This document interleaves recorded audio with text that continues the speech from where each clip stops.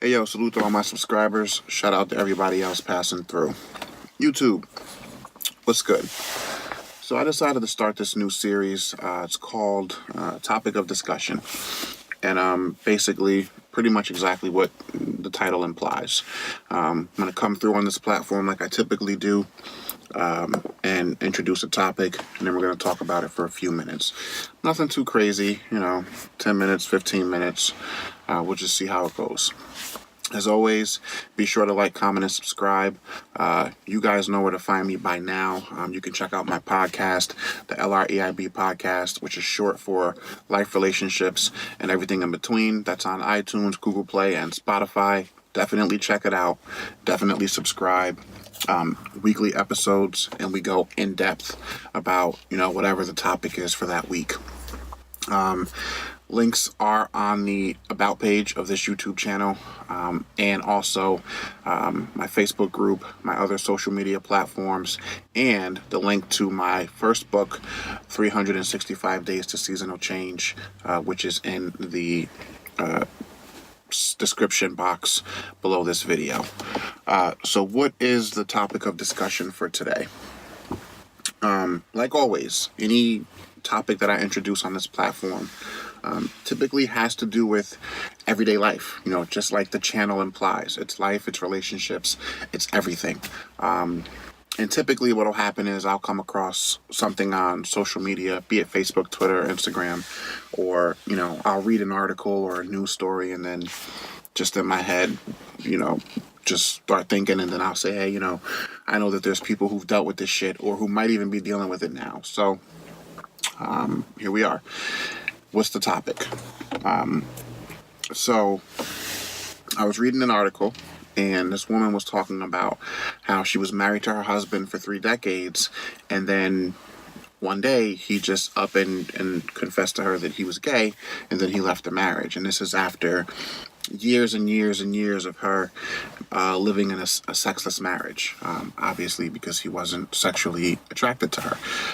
So this started me thinking, and I know 100%, even if there aren't a lot of people who are willing to admit it, they're struggling with their sexuality. Maybe you're in your early or late teenage years, or even your early 20 years, and you struggle with this. You don't want to tell your partner because you don't want to hurt them, or you don't know how to tell them. We luckily live in a day and age where people are generally more accepting of certain lifestyles, no matter what those lifestyles are. We thankfully live in a generation, present day, where, it's not about color as much as it used to be anymore. It's not about race. It's not about religion. It's not about sexual orientation. It's not even about gender. It's just, everybody live their lives the best way how, and just try to get through this shit called life, because we're all in that same boat. That's what I'm about. Anybody, who kind of operates off that same premise, that's who I rock with. I'm on that type of time. So here's what I'm going to say, though, for the people who are on the receiving end. They're with a partner who is dealing with this, and they don't know until it's too late. I 100% understand the frustration and the anger that comes along with, being with someone, giving your time and your youth and essentially, your life, time that you can never get back, spending with a person who's dealing with this issue, only for the relationship to end and for you to feel like it was all pointless, it was all for nothing. That's definitely an understandable sentiment.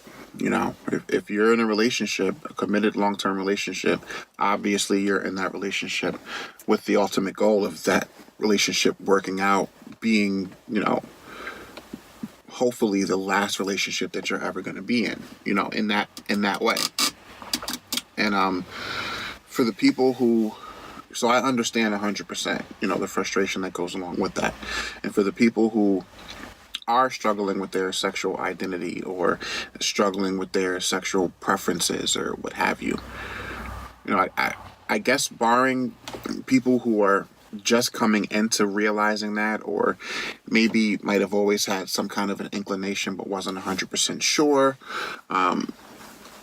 I would say, and this is not me being judgmental or anything, because I'm 100% in support of whoever, whatever your preferences are in life, however you fit in, however you get by, you do your thing, you do what you do. But I'm going to lean towards the people dealing with these issues and don't want to bring it up to their partner, don't know how to bring it up to their partner, or maybe you're trying to force yourself to coexist in that relationship for whatever reason. You really have to think about the partner that you're stringing along. You might have legitimate feelings toward them, but if you know that relationship is ultimately not going to go anywhere because, you're attracted to the same sex, but you're trying to make that heterosexual relationship work, you know that it's only a matter of time before that relationship falls apart. And that relationship may never fall apart. We think about, relationships, during a time in the past when these things weren't so acceptable, and depending on the type of job or career path you were on, or depending on your circle of friends and coworkers or what have you, you might have felt or might feel that that's not something that you can let come out, for whatever you might think the blowback may be, whether that be personal, whether it be family related or business related, what have you. You have to keep in mind that the time that you spend with the person and the time that a person spends with you is precious time in a lifetime that cannot be, it cannot be reclaimed, it cannot be recycled. Yesterday is over. It's never going to come back again. And while we take the lessons from yesterday with us into tomorrow and into the future, and it's those lessons that we learn and those experiences that we have and the people we have them with are important and should never be forgotten, and all collectively make up who we are as individuals. You still have to be mindful of who you're dealing with, the time that you're spending with them, and the time that you're taking from them that they can't get back. So if you're dealing with this issue, you're with a partner, whether you're male or female, but somewhere deep down that you're attracted to and interested in pursuing relationships with the same sex, you need to figure out a way to communicate that with your partner. You need to figure out a way to get out of that relationship. It's going to hurt regardless to the partner who has no idea what's going on. It's going to hurt regardless for the partner who doesn't have a clue that this is what's going on, and they just think that they're in a loving relationship. Maybe you're bisexual. Maybe you do maybe you are attracted to men and women, on either side. So there's no issues with performing. But that maybe you want to start pursuing exclusively same-sex relationships. It's difficult anytime you're talking about hurting someone that you're close with, intimate with, share connection with. But it's always going to hurt less now than it will later.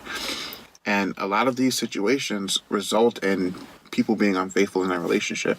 And, anyone who's been following this platform and following series like Relationship Etiquette, that's never something that we promote on this platform. You need to be all about being open and honest and communicating with your partner, regardless, of the situation, whether it's hard or it's easy. It's always the things that are potentially going to hurt the most that are always the most difficult to discuss. But I feel like the times that I've encountered these types of situations, whether it be through a first-hand nature or a second-hand nature, it's going back to my late teenage years and even in very, very, very early 20s. And dealing with people who were struggling with this, who were still immature, mentally, and age-wise, because that plays a part as well. And maybe that person had a legitimate reason, felt that, they were going to be judged, or they didn't know how to bring up, the subject to their partner because they didn't know if they would be ridiculed or if it would cause more harm than good, and so you start to do other things to try and sabotage that relationship. Well, that's equally as detrimental to you going forward too, because if you don't properly resolve the relationship, no matter what the relationship is, no matter what the climate of that relationship is, if you don't resolve that properly, that's going to affect your future relationships. I don't. This platform is meant to be an honest platform, and that's why I bring topics like these that are 100% open, real, and honest. And I try not to mince words, and I try not to pull too many punches, because we got to be honest with each other. Whether you like it or love it, whether you hate it, or whether you agree or disagree, this platform has to be an honest platform. And I have to bring it to you all in a very open, real, and honest way. If you're stringing someone along, you're essentially playing games with that person's emotions. Just because you are dealing with something, whatever that something is, in this particular case, you're wrestling with the real conundrum of, am I attracted to the same sex? Am I attracted to the opposite sex? Do I want to pursue a relationship with the same sex? Do I want to pursue a relationship with the opposite sex? The best thing for you to do in that situation is to not be with anyone until you figure that out, or not to be with anyone exclusively. Because people have to 100% know what they're getting themselves into and what they're involved in. And we don't have enough of that. There's too many relationships and situationships where, a person doesn't know what's going on from one day to the next. And you should never take away a person's choice. I am all about a person should always have a choice. If you cheat on someone, you're keeping that from them. You don't know if that person's going to stay with you if they learn the truth or not. More often than not, we do see people staying in relationships who've been cheated on. More often than not, we see that attempt to try and work things out after that initial anger subsides. But if you don't give the person the choice, then you're making it that much more likely that they're not going to want to continue on in that relationship. And, it applies to everything in life. There's so many people who have regrets and who, take the position of, I don't trust men anymore, or I don't trust women anymore because of these few situations that they've had to live through. And they felt like there was no reason for it, because a person is never going to understand, you not trusting them enough, you not being into them enough to give them the truth about whatever the situation is.